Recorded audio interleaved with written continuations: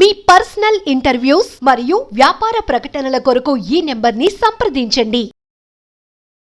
నమస్తే, నేను మీ Gopi. Breaking news చూసుకోవచ్చు. దుండిగల్లోని ఒక ప్రైవేట్ ఇంజనీరింగ్ కళాశాలలో ఈరోజు హాస్టల్లో ఒక విద్యార్థిని అయితే ఆత్మహత్యగా పాల్పడడం జరిగింది.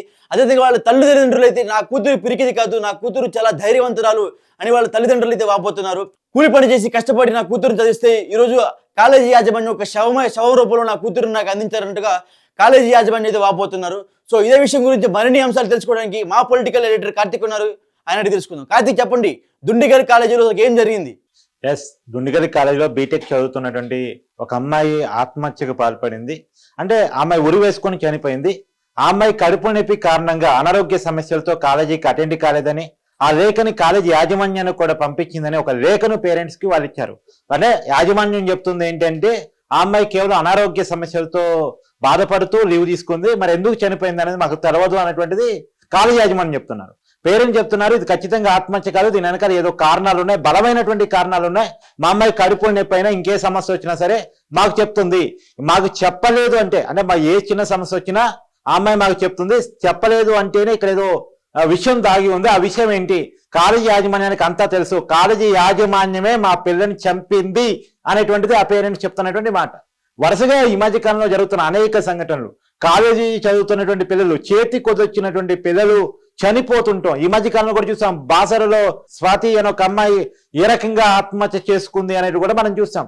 దానికి కూడా ఉన్న కారణాలు ఏంటి? ఆ కాలేజీలో ర్యాగింగ్, సీనియర్స్ వేధింపులు.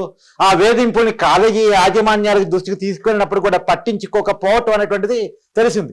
అదే బాసర త్రిపురైటీలో అనేక మంది గతంలో కూడా ఆత్మహత్యలు చేసుకున్నారు. ఇవాళ వెలుగు చూస్తుంది దిండిగల్లో. అంటే ప్లేసు మారినా, కాలేజీ మారినా జరుగుతున్న పరిణామాలు ఒకటే. చేతికొచ్చినటువంటి పిల్లలు ఈ లోకాన్ని విడిచి వెళ్ళిపోతున్నారు. కష్టపడి చదివిస్తున్నారు పేరెంట్స్, చాలా కూలీ నాలి చేసుకొని కష్టపడి వాళ్ళు తినక ఫీజులు కడుతున్నారు. ఎందుకంటే వీళ్ళ ఫీజులు లక్షల్లో ఉంటాయి, ఎవరు తెలియదు కాదు. ఉన్నత చదువులు చదివించాలంటే ఆస్తులు అమ్ముకోవాల్సిన పరిస్థితులు గారి చదువులు ఉన్నాయి. అలా ఆస్తులు అమ్ముకొని తినక కష్టపడి ఫీజులు కడతా ఉంటే చదువుకోవాల్సిన వయసులో ఎందుకు సేవలు అయితే తేలుతున్నారు అనేటువంటి మాత్రం ఖచ్చితంగా చర్చ జరగాల్సినటువంటి అవసరం అయితే ఉంది. అంటే వాస్తవంగా ఇక్కడ కాలేజీ యాజమాన్యాల మీద ప్రభుత్వాల పర్యవేక్షణ కూడా లోపించింది. అసలు కాలేజీలో ఏం జరుగుతుంది? ర్యాగింగ్ జరుగుతుందా, జరగట్లేదా? దాని కాలేజీ యాజమాన్యాలు సీరియస్ తీసుకుంటున్నాయా, తీసుకోవట్లేదా? మొన్న ఖమ్మంలో కూడా మమతా మెడికల్ కాలేజీలో సీనియర్స్ వేధిస్తే ఆ వేధింపులు ఫలితంగా కంప్లైంట్ ఇస్తే పట్టించుకోలేదని, తర్వాత సోషల్ మీడియా వేదికగా ఒక మహిళ వేదిక ఎక్కిన తర్వాత దాన్ని పెద్ద ఎత్తున ట్రోల్ అయిన తర్వాత ప్రభుత్వం సీరియస్ అయిన తర్వాత అక్కడ ర్యాగింగ్ హెడ్ను కూడా సస్పెండ్ చేసినటువంటి పరిస్థితి మనం చూస్తాం. ఇలాంటి అనేక సంఘటనలు పదే మనకి కనపడుతూ ఉన్నాయి. అంటే ఏం జరుగుతుంది అనేటువంటిది ఖచ్చితంగా కాలేజీల మీద చర్యలు ఉండాలి, కాలేజీల మీద ప్రభుత్వాల పర్యవేక్షణ ఉండాలి. గతంలో స్కూల్ అయినా కాలేజీలు అయినా ఖచ్చితంగా ప్రభుత్వాల పర్యవేక్షణ ఉంటూ ఉండేది. ఇప్పుడు అది లోపించిందని చెప్పుకోవాలి. గోపి, కార్తిక్, మరో టాపిక్ మాట్లాడుకుంటే మనం చూసుకుంటే కాలేజీ యాజమాన్యం కూడా వాళ్ళ తల్లిదండ్రులకు సహకరించట్లేదంట. కాలేజీ యాజమాన్యం తల్లిదండ్రులను బయటికి గెంటేస్తున్నారు అన్నట్టుగా తల్లిదండ్రులు అయితే వాపోతున్నారు. మా కూతురిని మాకు శవం రూపంలో తిరిగి ఇచ్చారంటగా కాలేజీ యాజమాన్యంపై వాళ్ళు అయితే కంప్లైంట్ చేస్తున్నారు. అదేవిధంగా మేము రాకముందే ఆ బాడీని పోస్ట్ మార్టంకి పంపించారు అన్నట్టుగా తల్లిదండ్రులు అయితే ఆవేదనకు గురవుతున్నారు. దీని గురించి ఏమంటారు? కాలేజీ యాజమాన్యాలు చేసే ఓవర్ యాక్షన్ కూడా ఇప్పుడు వాస్తవానికి మనం కోల్కతా ఇష్యూలో చూసాం. అసలు తల్లిదండ్రులు రానియకుండా పోస్ట్ మార్టం చేసి ఈ అమ్మాయి ఆత్మహత్య చేసుకుంది అనేది చూపించే ప్రయత్నం చేశారు. తర్వాత కోల్కతా మెడికల్ కాలేజీలో తేలింది ఒక గ్యాంగ్ రేక్ అమ్మాయి మీద చదివింది, ఆ అమ్మాయిని చంపారు అనేటువంటిది తర్వాత తేలింది. తర్వాత అది పెద్ద రాద్ధాంతం కూడా దేశవ్యాప్తంగా. ఇక్కడ దుండిగల్ కాలేజీలో కూడా పేరెంట్స్ కంటే ముందే పోస్ట్ మార్టం పంపటం. వాస్తవానికి ఏంది, చనిపోయిన తర్వాత పేరెంట్స్కి ఇన్ఫర్మేషన్ ఇవ్వాలి, పేరెంట్స్ వచ్చి శవాన్ని చూసిన తర్వాత పోస్ట్ మార్టాన్ని పంపాలి.